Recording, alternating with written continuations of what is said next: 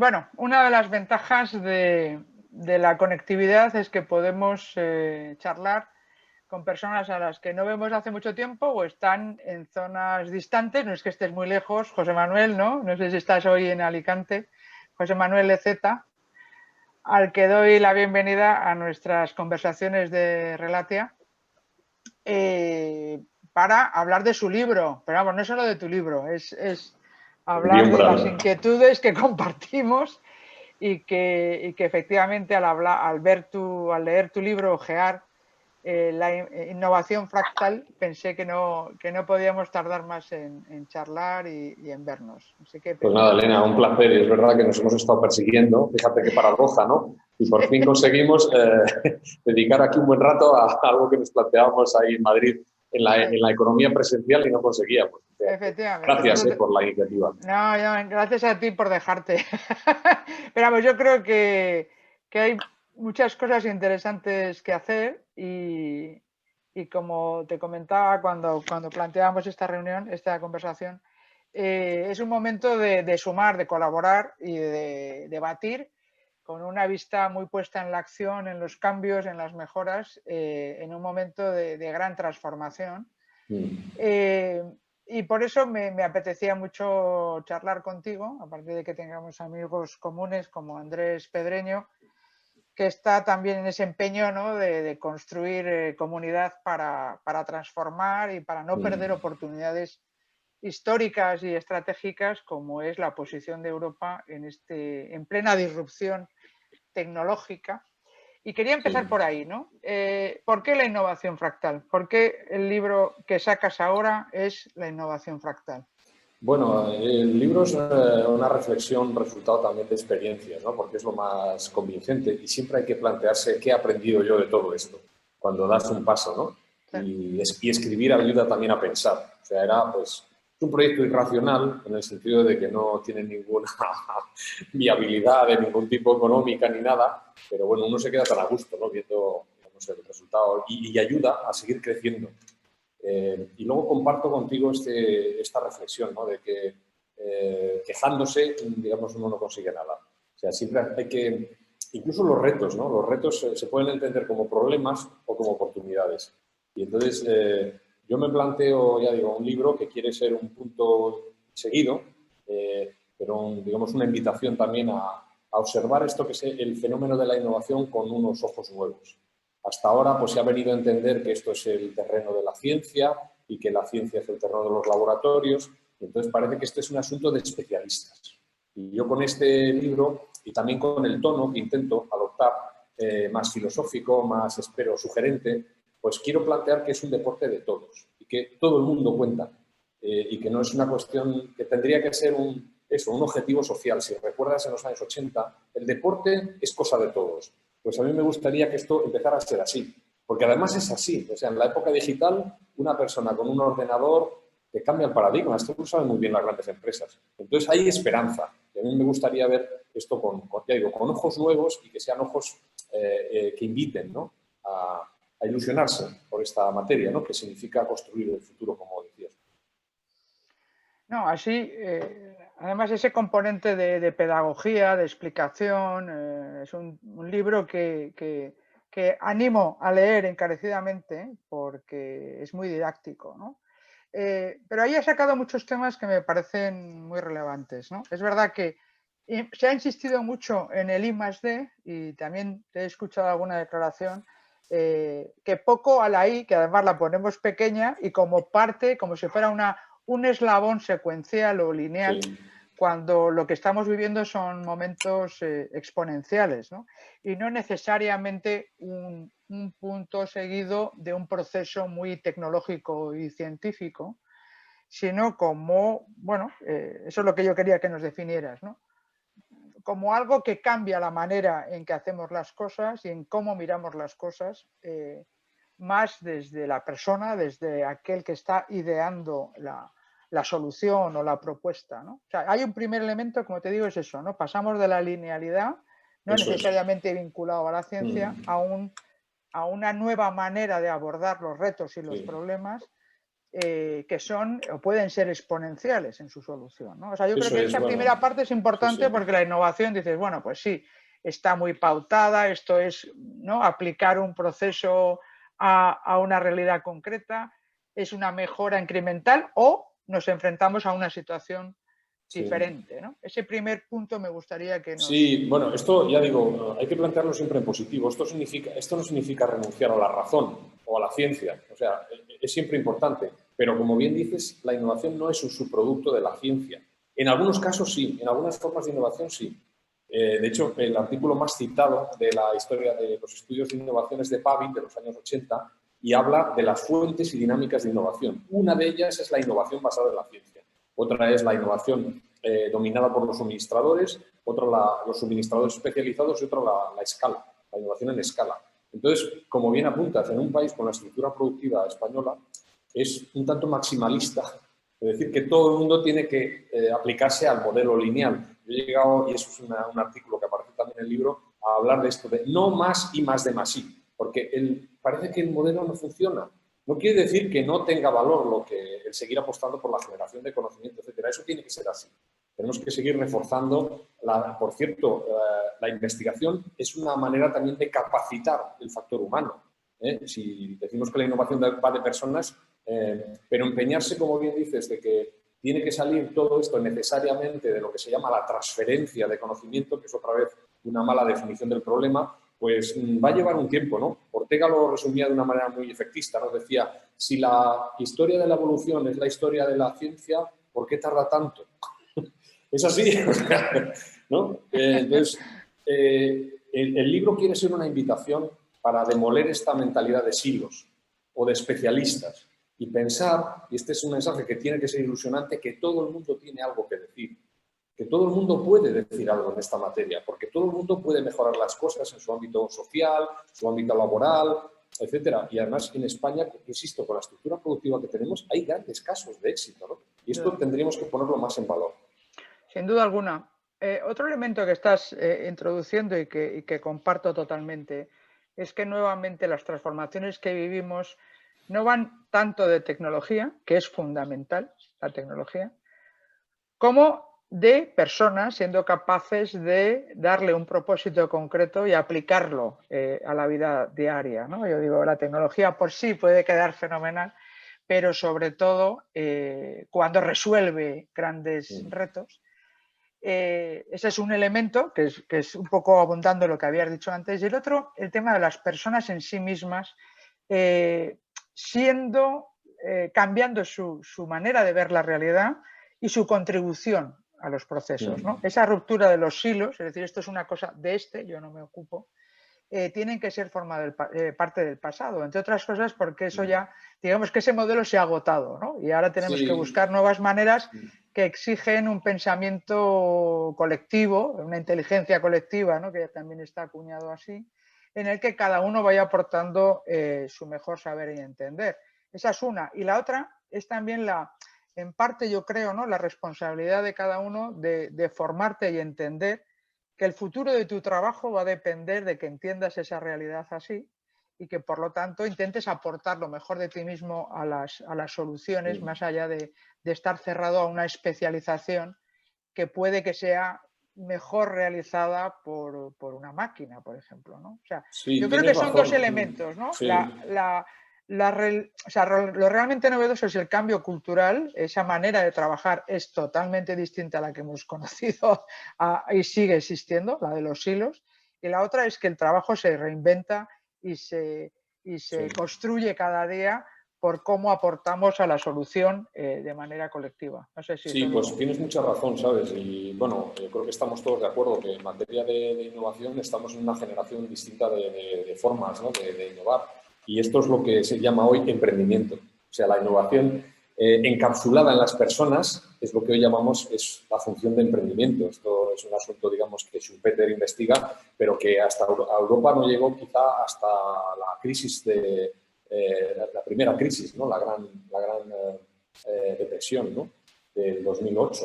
Y ahora sí que podemos decir que está todo el mundo en esto, ¿no? Con workings, ecosistemas, aceleradoras. Parece que el factor humano viene a encontrar su lugar, ¿no?, en la innovación. Y esto es lo que llamamos emprender. Pero, como bien dices, también es intraemprender, o sea, es dentro de las organizaciones. No solamente, es por tanto una función la de emprender. No es el trabajo otra vez de los emprendedores solo, sino que también se puede intraemprender en organizaciones ya existentes y sean estas públicas o privadas. O sea que sí, esto del factor humano y social de la innovación ha venido para quedarse. Y esto es lo que llamamos emprendimiento y ecosistemas, ¿no? Por cierto, todo esto es muy orteguiano. O sea, como ves, estamos hablando del yo y la circunstancia. El yo, el talento, el factor humano, la circunstancia, el ecosistema, el factor social, las organizaciones. O sea, que esto, con esto espero que tengamos un vínculo emocional, ¿no?, con todo esto. Sí. Efectivamente, yendo a Ortega, que yo creo que es un filósofo subvalorado, también es necesaria una cierta vertebración, ¿no?, de la sociedad. Yo creo que nos faltan esas referencias. No sé si serán los ecosistemas. Yo creo que también necesitamos, y los dos hemos trabajado en la administración pública bastante tiempo, necesitamos también una administración nueva y nuevas regulaciones, ¿no?, porque nos empeñamos en proteger tanto los derechos que no nos ocupamos de alimentar su sostenimiento en el futuro, ¿no?, que es generando una nueva respuesta social a retos que son diferentes, ¿no? Para los que... Esta es también la lectura, si recuerdas, del libro de Mariana Mazzucato. Bueno, la respuesta más profunda, porque Mariana lo resume de una manera muy clara. Dice, bueno, por supuesto habla del papel del Estado, etcétera, pero dice, si nos empeñamos en decir que todo lo público es aburrido y todo lo privado es fantástico, pues esto será la profecía que se autocumple. Y cita también, si recuerdas, a Keynes, ¿no?, que dice que el papel de los estados no es, incluso Keynes, en una época keynesiana, ¿no?, como esta, que va a ser otra vez, ¿no?, de intervención pública, dice Keynes que el papel de los estados no es hacer lo que las empresas hacen de una manera mejor o peor, sino hacer lo que nos parece imposible. Y es verdad, es también necesario el emprendimiento público, políticos emprendedores. Esto es así, y eso lo conoces tú muy bien. O sea, yo tengo desde luego una deuda con organizaciones que son de interfaz público-privadas, que han podido nacer de un impulso público, pero que trabajan con empresas, con emprendedores. Es el caso del CEDETI, del EIT, de Red.es, de la Agencia Espacial Europea, pero que la lógica es de empresa, es de negocio, ¿no? Y es necesario, y eso también se cambia, con actitudes de los dirigentes, con ejemplos, historias. Esto también es así. Y es muy necesario, como dices, ¿no?, en una época que no hay que hacer solo lo debido, hay que hacer lo posible. ¿No te parece? Para reimaginar un futuro, pues eso, mejor. Y además, y al mismo tiempo, o sea, ahí hay un tema que es fundamental, que es la colaboración en general y la público-privada en particular, que claramente parte, y tú hablas también mucho de eso y estoy totalmente de acuerdo, de un nuevo liderazgo que en el siglo XXI no tiene nada que ver con lo que conocemos hasta hoy a primera hora, que es un liderazgo más humilde, que en el fondo es a lo que aspiramos todos, porque es una constatación, ¿no?, también de que cuanto más sabes, más consciente eres de lo que tienes que aprender, ¿no? Y eso te permite estar abierto a lo que otros te pueden contar y ese respeto a lo que ofrece el otro, ¿no? Porque con demasiada frecuencia vemos planteamientos a veces muy ideológicos de efectivamente considerar unos, ¿no?, que lo privado es lo único bueno y lo público es malo, y viceversa también, ¿no? Porque cuando tienes que acometer retos de gran magnitud, que lo son todos hoy en día, no puedes excluir a nadie, ¿no? Yo creo que eso es miope y efectivamente no estamos para prescindir del talento, que como tú también dices está en todas partes, ¿no? Yo creo que se basa en esa... El estilo del liderazgo, Elena, es que solo puede cambiar, porque es verdad, o sea, todo es tan complejo, ¿no?, que yo creo que sería, digamos, estúpido pensar que es tan sencillo, porque no lo es. Y, por tanto, la grandeza del líder tiene que ser reconocer sus propios límites, la necesidad de los demás. Y yo creo que, si me permites, ¿no?, con la historia espacial que hemos compartido, pasar de un planeta llamado Command and Control, ordeno y mando, al planeta empoderar y hacer las cosas posibles. Enable and empower. Yo creo que el líder tiene que en este momento orquestar la diversidad tiene que reconocer también lo que puede hacer, aquellos ámbitos donde no llega, y además expresarlo de una manera sincera, porque eso además crea conexiones emocionales. Y esto es muy necesario, ¿no? Que la gente haga algo más de lo que se le pide. Porque si insistes en que haga esto, finalmente la gente lo hace, pero es que no hace nada más. Y en este momento todo el mundo es necesario, ¿no? Y yo creo que como sociedad tenemos que mirar el futuro con ilusión y con esperanza y tenemos que aplicar eso, el talento, también la pasión, ¿no? Porque todo el mundo juegue su papel, ¿no? Y que se creen las condiciones para que la gente juegue su papel, sea en una sociedad, en una empresa, en una startup. Yo creo que esa es en gran medida una parte del éxito, tal y como lo entiendo yo. No, sin duda. Por eso, aparte de la humildad, yo creo que la comunicación es fundamental, ¿no? Has dicho ahí varios elementos en los que yo creo que no hay que ser ambicioso porque hay que motivar, pero al mismo tiempo gestionar honestamente las expectativas, ¿no? Que es lo que tú dices, oye, vamos a ver, estamos en condiciones de esto, pero si nos ponemos a ello podremos llegar a ese otro plano, que no tiene que ser utópico, en el sentido de que te plantees algo irrealizable, yo estoy contigo, tiene que ser posible, pero tiene que ser ambicioso, porque es la manera de dar un salto en el que todos quepamos, ¿no? Para que sea inclusivo tenemos que generar mucho más de lo que puede la media, porque hay que motivar para que cada uno demos lo mejor de nosotros mismos, ¿no? O sea, Sí, que por eso creo de... que es un momento muy retador, pero también apasionante, ¿no? Porque yo creo que nunca como ahora hemos tenido acceso a tecnologías tan accesibles o fáciles de incorporar en nuestra vida diaria, pero también es verdad que estamos un poco, ¿no? Perdidos, ¿no? En un momento de mucha transformación también geopolítica y de Yo insisto situaciones. también, fíjate, en el factor social, no solamente en el factor humano, por esto que apuntas de las actitudes. O sea, que las actitudes se contagian. Y esto es una evidencia, ¿no? También creo que cito en el libro un filósofo estoico, Epicteto, que decía que fue esclavo y llegó a dar consejos a emperadores romanos. Decía que además el elegir la actitud es el acto, digamos, supremo de libertad, porque es casi lo único que puedes elegir. Y entonces, esto tiene que ver, ya digo, con contextos, con entornos, ¿no? Donde uno dice, caramba, qué interesante es trabajar aquí, o qué sociedad más vibrante, ¿no? O sea, esto, digamos, es contagioso. Yo creo que eso también es importante reconocerlo, ¿no? Sin Que duda. si nos aplicamos a presentar casos de éxito, a poner en valor a personas que crean valor, ¿no? Y que son referentes, etcétera, podemos cambiar muchas cosas, ¿no? Sin duda. Por tanto, la revolución pendiente es siempre la de las actitudes. Total. Me estaba acordando que el gran alumno de Epicteto era Víctor Frankl, ¿no? Que en el campo de concentración decidió que con la actitud adecuada podía seguir teniendo un sentido su vida, a pesar de todas las desgracias, ¿no? Y Está claro luego, que pues... No, que estaba pensando que tiene razón Pedreño cuando dice que eres un ingeniero filósofo. Te he visto muchas bueno, referencias y está muy bien. Yo también estoy... tenía un profesor en COU, que yo soy de COU, que me decía, ay, y yo... pisonero, qué pesada estás con la economía. Pero si no estudias filosofía, estudia periodismo. Digo, bueno, pues al final le haré caso y hacemos de todo un poco, ¿no? Porque al final... Sí, bueno, cada uno disfruta a su manera. Yo creo que eso no se quiere renunciar, ¿no? No, pero Entonces, creo bueno... que parte de la gracia de generar comunidad, que es a lo que te invito y ya estás formando parte de la comunidad Relatia, es que te empapas. Yo en eso creo que es para mí la principal vía de aprendizaje es conversar, ¿no?